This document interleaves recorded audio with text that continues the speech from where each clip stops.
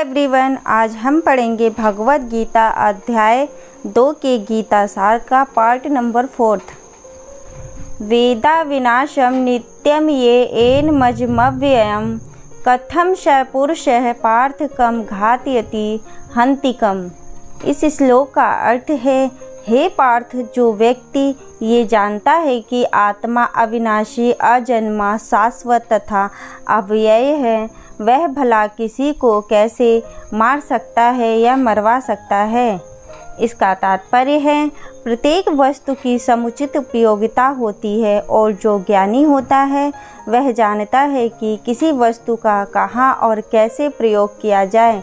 इसी प्रकार हिंसा की भी अपनी उपयोगिता है और इसका उपयोग इसे जानने वाले पर निर्भर करता है। यद्यपि हत्या करने वाले व्यक्ति को न्याय संहिता के अनुसार प्राणदंड दिया जाता है, किंतु न्यायाधीश को दोषी नहीं ठहराया जा सकता है, क्योंकि वह न्याय संहिता के अनुसार ही दूसरे व्यक्ति पर हिंसा किए जाने का आदेश देता है। मनुष्यों के विधि ग्रंथ मनु संहिता में इसका समर्थन किया गया है कि हत्यारे को प्राणदंड देना चाहिए, जिससे उसे अगले जीवन में अपना पाप कर्म भोगना ना पड़े। अतः राजा द्वारा हत्यारे की फांसी का दंड एक प्रकार से लाभप्रद है। इसी प्रकार जब कृष्ण युद्ध करने का आदेश देते हैं तो यह समझना चाहिए कि ये हिंसा परम न्याय के लिए है, और इस तरह अर्जुन को इस आदेश का पालन यह समझकर करना चाहिए कि कृष्ण के लिए किया गया युद्ध हिंसा नहीं है, क्योंकि मनुष्य या दूसरे शब्दों में आत्मा को मारा नहीं जा सकता। अतः न्याय के हेतु कथाकथित हिंसा की अनुमति है।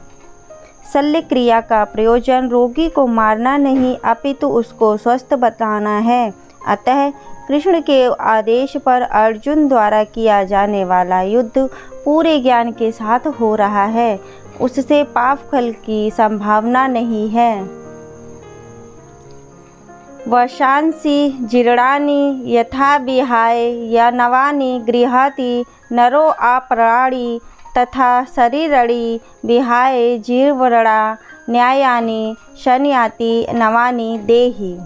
इस श्लोक का अर्थ है, जिस प्रकार मनुष्य पुराने वस्त्रों को त्याग कर नए वस्त्र धारण करता है, उसी प्रकार आत्मा पुराने तथा व्यर्थ के शरीरों को त्याग कर नवीन भौतिक शरीर धारण करता है।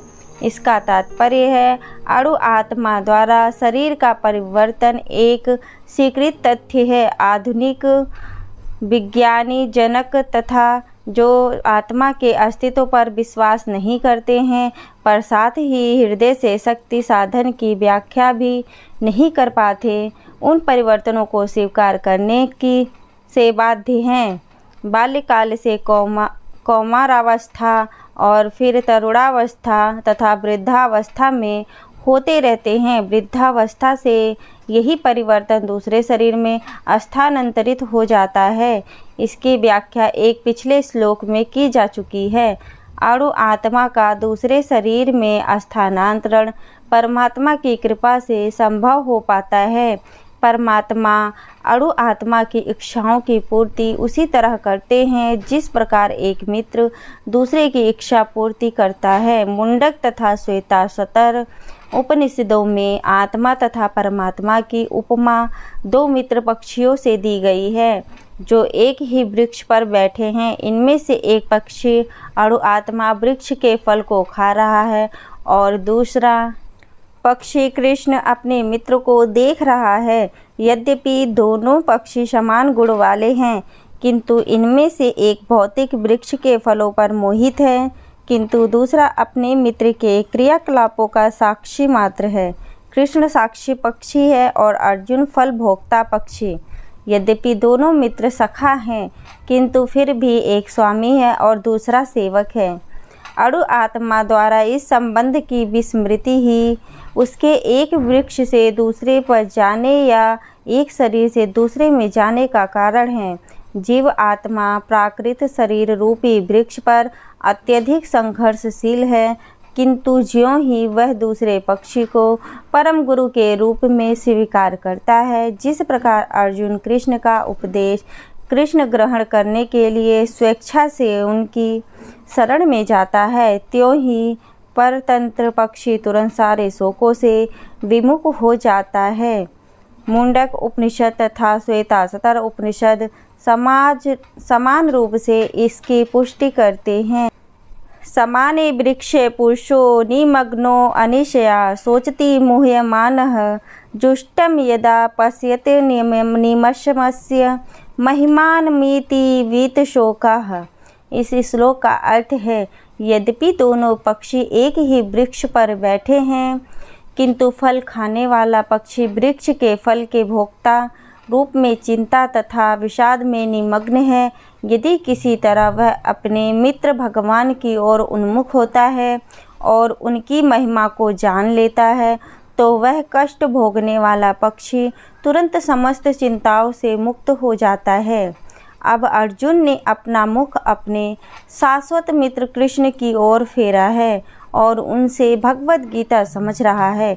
इस प्रकार वह कृष्ण से श्रवण करके भगवान की परम महिमा को समझकर शोक से मुक्त हो सकता है। यहाँ भगवान ने अर्जुन को उपदेश दिया है कि वह अपने पितामह तथा गुरु के देहांतरण पर शोक प्रकट न करे, अपितु उसे इस धर्म युद्ध में उनके शरीरों का वध करने में प्रसन्न होना चाहिए, जिससे वे सब विभिन्न शारीरिक कर्म फलों से तुरंत मुक्त हो जाएं। बलि वेदी पर या धर्म युद्ध में प्राणों को अर्पित करने वाला व्यक्ति तुरंत शारीरिक पापों से मुक्त हो जाता है और उच्च लोक को प्राप्त होता है। अतः अर्जुन का शोक करना युक्ति संगत नहीं है।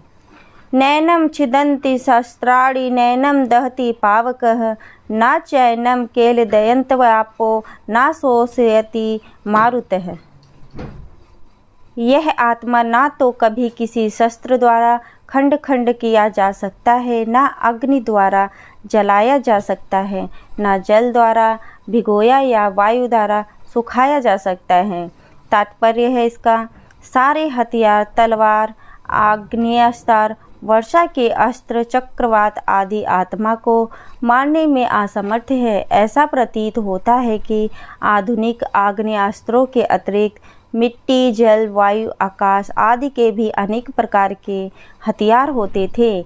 यहाँ तक कि आधुनिक युग के नाभिकीय हथियारों की गणना भी आग्नेयास्त्रों में की जाती है, किंतु पूर्व काल में विभिन्न पार्थिव तत्वों से बने हुए हथियार होते थे।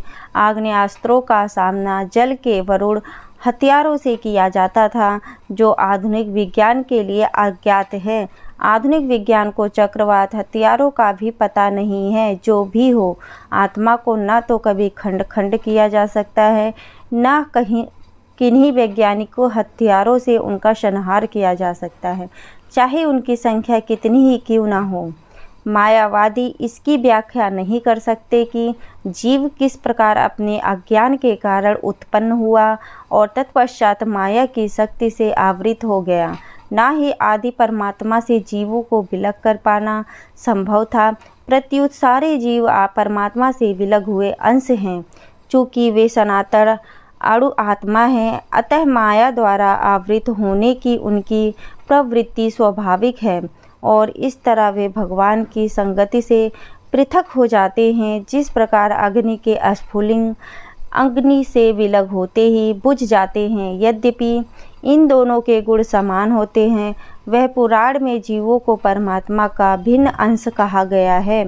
भगवत गीता के अनुसार भी वे शाश्वत रूप से ऐसे ही हैं। अतः मोह से मुक्त होकर भी जीव पृथक अस्तित्व रखता है, जैसा कि कृष्ण द्वारा अर्जुन को दिए गए उपदेशों से स्पष्ट है। अर्जुन कृष्ण के उपदेश के कारण मुक्त तो हो गया, किंतु कभी भी कृष्ण से एकाकार नहीं हुआ। अच्छेद्यो अयम दाहयोऽयं केलो यो सोऽस्य एव च नित्यः सर्वगतः स्थाणुरोचलो अयम सनातनः। इस श्लोक का अर्थ है, यह आत्मा अखंडित तथा अघुलनशील है। इसे ना तो जलाया जा सकता है, ना ही सुखाया जा सकता है। यह शाश्वत, सर्वव्यापी, अविकारी, स्थिर तथा सदैव एक सा रहने वाला है। इसका तात्पर्य है, अणु आत्मा के इतने सारे गुण यही सिद्ध करते हैं कि आत्मा पूर्ण आत्मा का अणु अंश है और बिना किसी परिवर्तन के निरंतर उसी तरह बना रहता है। इस प्रसंग में अद्वैतवाद को व्यवहृत करना कठिन है, क्योंकि अणु आत्मा कभी भी परम आत्मा के साथ मिलकर एक नहीं हो सकता। भौतिक कलमश से मुक्त होकर अणु आत्मा भगवान के तेज की किरणों की आध्यात्मिक स्फुलिंग बनकर रहना चाह सकता है, किंतु बुद्धिमान जीव तो भगवान की संगति करने के लिए वैकुंठ लोक में प्रवेश करता है। सर्वगत शब्द महत्वपूर्ण है, क्योंकि इसमें कोई संशय नहीं है कि जीव भगवान की समग्र सृष्टि में फैले हुए हैं। वे जल, थल, वायु, पृथ्वी के भीतर तथा अग्नि के भीतर भी रहते हैं। जो यह मानते हैं कि वे अग्नि में स्वाहा हो जाते हैं, वह ठीक नहीं है, क्योंकि यहाँ कहा गया है कि आत्मा को अग्नि द्वारा जलाया नहीं जा सकता। अतः इसमें संदेह नहीं कि सूर्यलोक में भी उपयुक्त प्राणी निवास करते हैं। यदि सूर्यलोक निर्जन हो तो सर्वगत शब्द निरर्थक हो जाता है। अव्यक्तो अयम चिंत्यो अयम मविकार्यो अयम मुच्यते तस्मादेवं विदित्वदेनं नानुशोचति महर्षि। इस श्लोक का अर्थ है, यह आत्मा अव्यक्त, अकल्पनीय तथा अपरिवर्तनीय कहा जाता है। यह जानकर तुम्हें शरीर के लिए शोक नहीं करना चाहिए। इसका तात्पर्य है, जैसा कि पहले कहा जा चुका है, आत्मा इतना सूक्ष्म है कि इसे सर्वाधिक शक्तिशाली सूक्ष्मदर्शी यंत्र से भी नहीं देखा जा सकता। अतः ये अदृश्य, जहाँ तक आत्मा के अस्तित्व का संबंध है, श्रुति के प्रमाण के अतिरिक्त अन्य किसी प्रयोग द्वारा इसके अस्तित्व को सिद्ध नहीं किया जा सकता। हमें इस सत्य को स्वीकार करना पड़ता है, क्योंकि अनुभवगम्य सत्य होते हुए भी आत्मा के अस्तित्व को समझने के लिए कोई अन्य साधन नहीं है। हमें अनेक बातें केवल उच्च प्रमाणों के आधार पर माननी पड़ती है। कोई भी अपनी माता के आधार पर अपने पिता के अस्तित्व को अस्वीकार नहीं कर सकता। पिता के स्वरूप को जानने का साधन या एकमात्र प्रमाण माता है। इसी प्रकार वेदाध्ययन के अतिरिक्त आत्मा को समझने का अन्य उपाय नहीं है। दूसरे शब्दों में, आत्मा मानवीय व्यवहारिक ज्ञान द्वारा अकल्पनीय आत्मा चेतना है और चेतन है। वेदों के इस कथन को हमें स्वीकार करना होगा। आत्मा में शरीर जैसे परिवर्तन नहीं होते, मूलतः अविकारी रहते हुए आत्मा अनंत परमात्मा की तुलना में अणु रूप है। परमात्मा अनंत है और अणु आत्मा अति सूक्ष्म है। अतः अति सूक्ष्म आत्मा अविकारी होने के कारण अनंत आत्मा भगवान के तुल्य नहीं हो सकता। यही भाव वेदों में भिन्न भिन्न प्रकार से आत्मा के अस्थायित्व की पुष्टि करने के लिए दोहराया गया है। किसी बात का दोहराना उस तथ्य को बिना किसी त्रुटि के समझने के लिए आवश्यक है। अथ चैनम नित्य जातम नित्यम व मन्यसे मृतम तथापि त्वं महाबाहो नैनम सोचति मरहसि। इस श्लोक का अर्थ है, किंतु यदि तुम ये सोचते हो कि आत्मा अथवा जीवन का लक्षण सदा जन्म लेता है तथा सदा मरता है, तो भी हे महाबाहु, तुम्हारे शोक करने का कोई कारण नहीं है। इसका तात्पर्य है, सदा से दार्शनिकों का एक ऐसा वर्ग चला आ रहा है जो बौद्धों के ही समान यह नहीं मानता कि शरीर के परे भी आत्मा का स्वतंत्र अस्तित्व है। ऐसा प्रतीत होता है कि जब भगवान कृष्ण ने भगवद गीता का उपदेश दिया तो ऐसे दार्शनिक विद्यमान थे और लोकायतिक तथा वैभाषिक नाम से जाने जाते थे। ऐसे दार्शनिकों का मत है कि जीवन के लक्षण भौतिक संयोग की एक परिपक्वावस्था में घटित होती है। आधुनिक भौतिक वैज्ञानिक तथा भौतिकवादी दार्शनिक भी ऐसे ही सोचते हैं। इनके अनुसार शरीर भौतिक तत्वों का संयोग है और एक अवस्था ऐसी आती है जब भौतिक तथा रासायनिक तत्वों के संयोग से जीवन के लक्षण विकसित हो उठते हैं। नेतृत्व विज्ञान इसी दर्शन पर आधारित है, संप्रति करते हैं और साथ ही शून्यवादी अभक्त बोधों का अनुसरण करते हैं। यदि अर्जुन को आत्मा के अस्तित्व में विश्वास नहीं था, जैसा कि वैभाषिक दर्शन में होता है, तो भी उनके शोक करने का कोई कारण न था। कोई भी मानव थोड़े से रसायनों की क्षति के लिए शोक नहीं करता तथा अपना कर्तव्य पालन नहीं त्याग देता है। दूसरी ओर आधुनिक विज्ञान तथा वैज्ञानिक युद्ध में शत्रु पर विजय प्राप्त करने के लिए न जाने कितने टन रसायन फूंक देते हैं। वैभाषिक दर्शन के अनुसार आत्मा शरीर के क्षय होते ही लुप्त हो जाता है, अतः प्रत्येक दशा में चाहे अर्जुन इस वैदिक मान्यता को स्वीकार करता कि अणु आत्मा का अस्तित्व है या कि वह आत्मा के अस्तित्व को स्वीकार नहीं करता, उसके लिए शोक करने का कोई कारण न था। इस सिद्धांत के अनुसार चूँकि पदार्थ से प्रत्येक क्षण असंख्य जीव उत्पन्न होते हैं और नष्ट होते रहते हैं, अतः ऐसी घटनाओं के लिए शोक करने की कोई आवश्यकता नहीं है। यदि आत्मा का पुनर्जन्म नहीं होता तो अर्जुन को अपने पितामह तथा गुरु के वध करने के पाप फलों से डरने का कोई कारण न था, किंतु साथ ही कृष्ण ने अर्जुन को व्यंग्यपूर्वक महाबाहु कहकर संबोधित किया, क्योंकि उसे वैभाषिक सिद्धांत स्वीकार नहीं था जो वैदिक ज्ञान के प्रतिकूल है। क्षत्रिय होने के नाते अर्जुन का संबंध वैदिक संस्कृति से था और वैदिक सिद्धांतों का पालन करते रहना ही उसके लिए शोभनीय था। जातस्य हि ध्रुवो मृत्युध्रुवं जन्म मृतस्य च तस्माद् परिहार्य अर्थे न त्वं शोचितुं मर्हसि।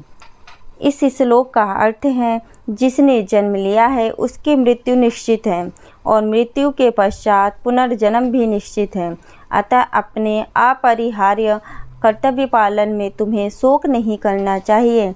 इसका तात्पर्य है, मनुष्य को अपने कर्मों के अनुसार जन्म ग्रहण करना होता है और एक कर्म अवधि समाप्त होने पर उसे मरना होता है, जिससे वह दूसरा जन्म ले सके। इस प्रकार मुक्ति प्राप्त किए बिना ही जन्म मृत्यु का यह चक्र चलता रहता है। जन्म मरण के इस चक्र से वृथा हत्या, वध तथा युद्ध का समर्थन नहीं होता, किंतु मानव समाज में शांति तथा व्यवस्था बनाए रखने के लिए हिंसा तथा युद्ध अपरिहार्य है। कुरुक्षेत्र का युद्ध भगवान की इच्छा होने के कारण अपरिहार्य था और सत्य के लिए युद्ध करना क्षत्रिय का धर्म है, अतः अपने कर्तव्य का पालन करते हुए वह स्वजनों की मृत्यु से भयभीत या शोकाकुल क्यों था। यह विधि कानून को भंग नहीं करना चाहता था, क्योंकि ऐसा करने पर उसे उन पाप कर्मों के फल भोगने पड़ेंगे जिनसे वह अत्यंत भयभीत था। अपने कर्तव्य का पालन करते हुए वह स्वजनों की मृत्यु को रोक नहीं सकता था, और यदि वह अनुचित कर्तव्य पथ का चुनाव करे तो उसे नीचे गिरना पड़ेगा। अव्यक्तादीनि भूतानि व्यक्त मध्यानि भारत अव्यक्त निधना अन्येव तत्र का परिदेवना। इस श्लोक का अर्थ है, सारे जीव प्रारंभ में अव्यक्त रहते हैं, मध्य अवस्था में व्यक्त होते हैं और विनष्ट होने पर पुनः अव्यक्त हो जाते हैं, अतः शोक करने की क्या आवश्यकता है। इसका तात्पर्य है, यह स्वीकार करते हुए कि दो प्रकार के दार्शनिक, एक तो वे जो आत्मा के अस्तित्व को मानते हैं और दूसरे वे जो आत्मा के अस्तित्व को नहीं मानते, कहा जा सकता है कि किसी भी दशा में शोक करने का कोई कारण नहीं है। आत्मा के अस्तित्व को न मानने वाले को वेदांतवादी नास्तिक कहते हैं। यदि हम तर्क के लिए इस नास्तिकवादी सिद्धांत को मान भी ले तो भी शोक करने का कोई कारण नहीं है। आत्मा के पृथक अस्तित्व से भिन्न सारे भौतिक तत्व सृष्टि के पूर्व अदृश्य रहते हैं।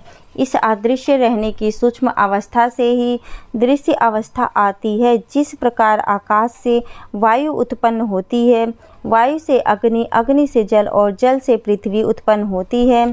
पृथ्वी से अनेक प्रकार के पदार्थ प्रकट होते हैं, यथा एक विशाल गगनचुंबी महल पृथ्वी से ही प्रकट है। जब इसे ध्वस्त कर दिया जाता है तो वह अदृश्य हो जाता है और अंततः परमाणु रूप में बना रहता है। शक्ति संरक्षण का नियम बना रहता है, किंतु कालक्रम से वस्तुएं प्रकट तथा अप्रकट होती रहती है। अंतर इतना ही है। अतः प्रकट होने व्यक्त या अप्रकट अव्यक्त होने पर शोक करने का कोई कारण नहीं है। यहाँ तक कि अप्रकट अवस्था में भी वस्तुएं समाप्त नहीं होती।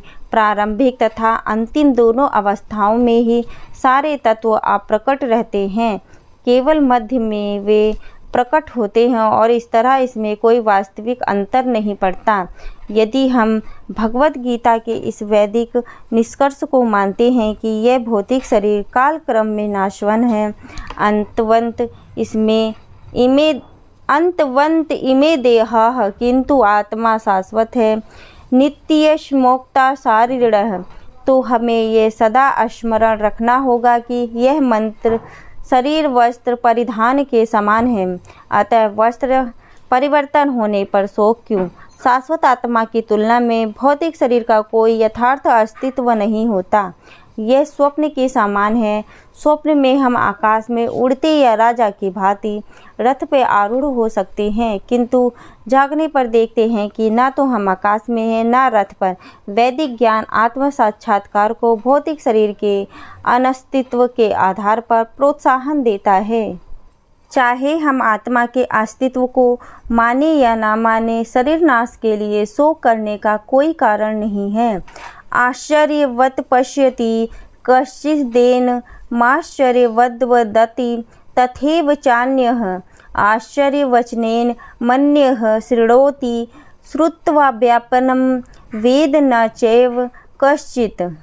इस श्लोक का अर्थ है, कोई आत्मा को आश्चर्य से देखता है, कोई इसे आश्चर्य की तरह बताता है तथा कोई इसे आश्चर्य की तरह सुनता है, किंतु कोई इसके विषय में सुनकर भी कुछ नहीं समझ पाते।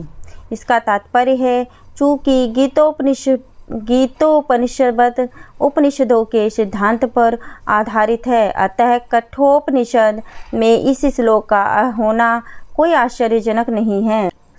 श्रवण्यपि बहुभिर्यो न लभ्यः श्रवणवन्तो अपि बहवो यन्नं न विदुः आश्चर्यो वक्ता कुशलो अस्य लब्धा आश्चर्यस्य ज्ञाता कुशल अनुशिष्टः। इस श्लोक का अर्थ है, विशाल पशु विशाल वट वृक्ष तथा 1 इंच स्थान में लाखों करोड़ों की संख्या में उपस्थित सूक्ष्म कीटाणुओं के भीतर अणु आत्मा की उपस्थिति निश्चित रूप से आश्चर्यजनक है। अल्पज्ञ तथा दुराचारी व्यक्ति अणु आत्मा के स्फुलिंग के चमत्कारों को नहीं समझ पाता, भले ही उसे बड़े से बड़ा ज्ञानी जिसने विश्व के प्रथम प्राणी ब्रह्मा को भी शिक्षा दी है क्यों ना समझाएं। वस्तुओं के स्थूल भौतिक बोध के कारण इस युग के अधिकांश व्यक्ति इसकी कल्पना नहीं कर सकते कि इतना सूक्ष्म कण किस प्रकार इतना विराट इतना लघु बन सकता है। अतः लोग आत्मा को उसकी संरक्षा या उसके विवरण के आधार पर ही आश्चर्य से देखते हैं। इंद्रिय तृप्ति की बातों में फंसकर लोग भौतिक शक्ति माया से इस तरह मोहित होते हैं कि उनके पास आत्मज्ञान को समझने का अवसर ही नहीं रहता। यद्यपि यह तथ्य है कि आत्मज्ञान के बिना सारे कार्यों का दुष्परिणाम जीवन संघर्ष में पराजय के रूप में होता है, संभवतः उन्हें इसका कोई अनुमान नहीं होता कि मनुष्य को आत्मा के विषय में चिंतन करना चाहिए और दुखों का हल खोज निकालना चाहिए। ऐसे थोड़े से लोग जो आत्मा के विषय में सुनने के इच्छुक हैं, अच्छी संगति पाकर भाषण सुनते हैं, किंतु कभी कभी अज्ञानवश वे परमात्मा तथा अणु आत्मा को एक समझ बैठते हैं। ऐसा व्यक्ति खोज पाना कठिन है जो परमात्मा, अणु आत्मा, उनके पृथक पृथक कार्यों तथा संबंधों एवं अन्य विस्तारों को सही ढंग से समझ सके। इससे अधिक कठिन है ऐसा व्यक्ति खोज पाना जिसने आत्मा के ज्ञान से पूरा लाभ उठाया हो और जो सभी पक्षों से आत्मा की स्थिति का सही निर्धारण कर सके। किंतु यदि कोई किसी तरह से आत्मा के इस विषय की समझ लेता है तो उसका जीवन सफल हो जाता है। इस आत्मज्ञान को समझने का कोई सरलतम उपाय यह है कि अन्य मतों से विचलित हुए बिना परम प्रमाण भगवान कृष्ण द्वारा कथित भगवत गीता के उपदेशों को ग्रहण कर लिया जाए। किंतु इसके लिए भी इस जन्म में या पिछले जन्मों से प्रचुर तपस्या की आवश्यकता होती है। तभी कृष्ण को श्री भगवान के रूप में स्वीकार किया जा सकता है। पर कृष्ण को इस रूप में जानना शुद्ध भक्तों की आहुति की कृपा से होता है, अन्य किसी उपाय से नहीं। राधे राधे। अगली वीडियो आपको अगले पार्ट में मिलेगा। Thank you so much.